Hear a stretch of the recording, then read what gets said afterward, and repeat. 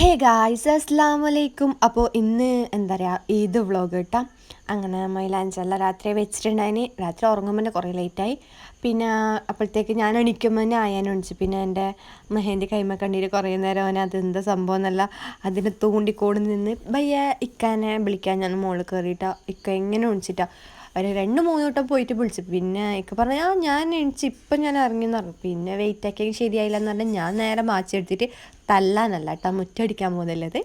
അങ്ങനെ എന്താ പറയുക ഇപ്പം ആയത് കൊണ്ട് നല്ലോണം എന്താ പറയുക ഇല പാറിയിട്ട് കച്ചറാണ്. അപ്പോൾ ഞാൻ വേഗം അടിച്ചിട്ട് വരുമ്പോഴത്തേക്ക് അയ്യാനും ഉപ്പപ്പാവും അങ്ങോട്ടും ഇങ്ങോട്ടെല്ലാം മുറ്റത്ത് നടക്കുന്നുണ്ടായിന്. ഭയ്യ ഞാൻ കുറച്ച് നേരം എന്താ പറയുക അടുത്ത കുറച്ച് വൈബ് നോക്കിക്കൊണ്ട് ഭയ്യ ഉമ്മ പറഞ്ഞാൽ കോയിനെ വിട്ട് എനിക്ക് താഴെ ഇറങ്ങണം അങ്ങനെ എന്താ പറഞ്ഞു. അപ്പോൾ ഞാനവിടെ താഴെ കൊണ്ട് ഞാൻ കോയിനെ അളക്കിയിട്ടാ. എന്നിട്ട് കുറച്ച് ബാക്കിലെല്ലാം ക്ലീൻ ആക്കാനുണ്ടായിന്, മുറ്റടിക്കാനായി അങ്ങനെയെല്ലാം ഉണ്ടായിന്. അപ്പോഴത്തേക്ക് കോഴി ഒരു 1.5 പാച്ചലായിരുന്നു. ഭയ്യ അതെല്ലാം ക്ലീനാക്കിയ ശേഷം നേരെ ഉമ്മാൻ്റെ എന്താ പറയുക കബാബ് ഇറച്ചിക്കറി ആയിക്കൊണ്ടുണ്ടായിന്. ഭയ്യ ഇക്ക എണിച്ചിട്ട് വന്നിട്ട് വെള്ളം ചൂടാക്കാൻ നിന്നിട്ട് അപ്പോഴത്തേക്ക് കുറേ ലേറ്റായി. 7 മണി എന്തോ 7:30ക്ക് നിസ്കാരം തുടങ്ങുന്നത്. അങ്ങനെ വേഗം വന്നിട്ട് ചൂടുവെള്ളമാക്കി. ഭയ്യ എനിക്കുണ്ടായത് ടാസ്ക് ഞാൻ രാത്രി ഉള്ളി മുറിച്ചിട്ട്, ഇല്ലെങ്കിൽ നമ്മൾ പെരുന്നാകുമ്പോഴത്തേക്ക് രാത്രി ഉള്ളിയെല്ലാം മുറിച്ചിട്ട് സെറ്റാക്കി വെക്കും, രാവിലെ മസാല ആക്കും. ഭയ്യ എന്താക്കി ഞാൻ മുകളിൽ പോയിട്ട് കുറച്ച് റൂം ക്ലീൻ ആക്കാനുണ്ടായിന്. പെട്ടെന്ന് ക്ലീൻ ആക്കിയിട്ട് പിന്നെ ഇക്ക കുളിക്കാൻ പോയിട്ടുണ്ടായിന്. അപ്പം ഞാൻ ഷൂ റെഡിയാക്കാന്ന് പറഞ്ഞിട്ട് അതിനെ വാഷാക്കുന്നുണ്ടായത് ഇട്ട വൈപ്സിൽ. അപ്പോഴത്തേക്ക് ഇക്ക പറഞ്ഞാൽ എനിക്ക് ഷൂ വേണം, ഞാൻ ചെരുപ്പിട്ടിട്ട് പോവാം ലേറ്റായെന്ന് പറഞ്ഞിട്ട് ഇക്ക ഒറ്റ പാച്ചൽ. ഭയ്യ ഞാൻ അയാനിരുന്നിട്ട് എന്താ പറയുക ഷൂ എന്താ ക്ലീൻ ആക്കി കൊണ്ടുവന്നിട്ടാ.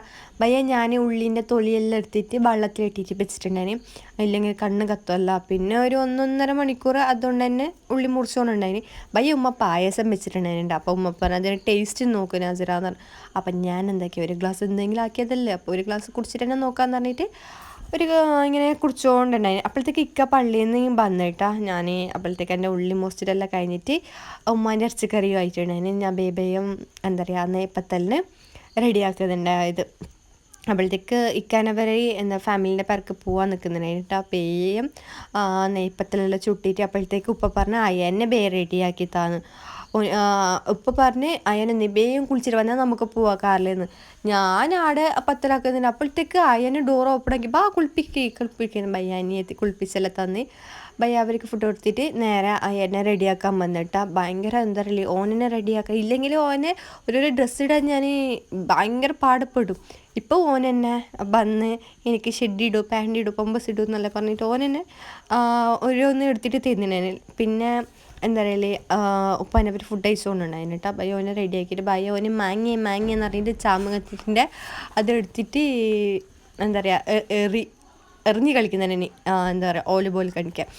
ഭയ്യ ഓൻ്റെ ഫോട്ടോ എടുക്കാൻ നമ്മൾ കുറേ നേരം എന്താ പറയുക അവൻ്റെ ബാക്കിൽ കുറേ നടന്ന് ഭയ്യ ഒന്നും സെറ്റായിട്ട് ഒരു 2 ഫോട്ടോ അങ്ങനെ കിട്ടി.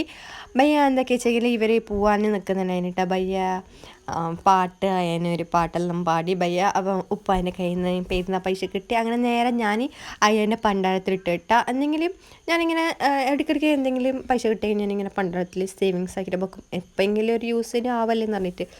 അങ്ങനെ ഇക്കാവും ഉപ്പവും അയ്യാനും പോവാൻ നിന്നിട്ട് അപ്പോഴത്തേക്ക് ഞാൻ ഫുഡ് കഴിച്ചിട്ടുണ്ടായിരുന്നു, കുറേ ലേറ്റ് ആയിട്ടുണ്ടായിരുന്നു.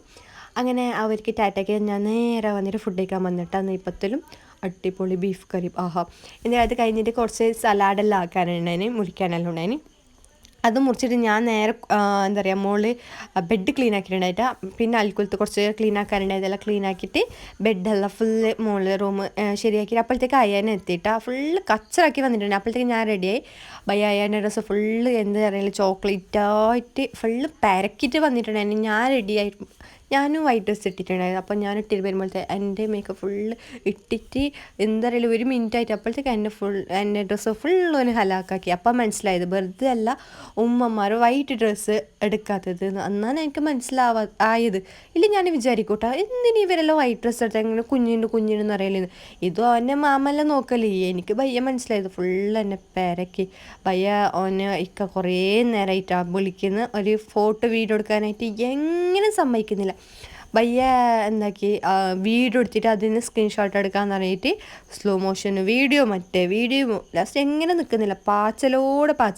എനിക്ക് കാർ ഓപ്പൺ ആക്കിത്താ, ഞാൻ അതിൻ്റെ ഉള്ളിൽ ഞങ്ങൾക്ക് കാർ ഓട്ടണം എന്ന് പറഞ്ഞിട്ട് ഓനെ കാറിനിങ്ങനെ ചുറ്റും നടക്കുന്നുണ്ട്. ഓൻ്റെ ബാക്കിൽ ഇരിക്കാം, ഓൻ്റെ ബാക്കിലേ പോകുന്നതിനേട്ടാ. ഭയ്യ ഞാൻ ചെമ്മുനോട് പറഞ്ഞ് നമ്മളെ കുറച്ച് ഫോട്ടോ വീഡിയോ എടുത്ത് താന്ന്. അപ്പോഴത്തേക്ക് നമ്മളെ ക്യാമറ ശരിയില്ലാതായിപ്പോയി ഗൈസ്. എന്നിട്ട് നമ്മൾ ഉച്ചയ്ക്ക് ശേഷം ഫുഡെല്ലാം കഴിച്ചിട്ട് നേരെ ഫാമിലിൻ്റെ വീട്ടിൽ പോകാൻ നിൽക്കുന്നുണ്ടായിരുന്നു.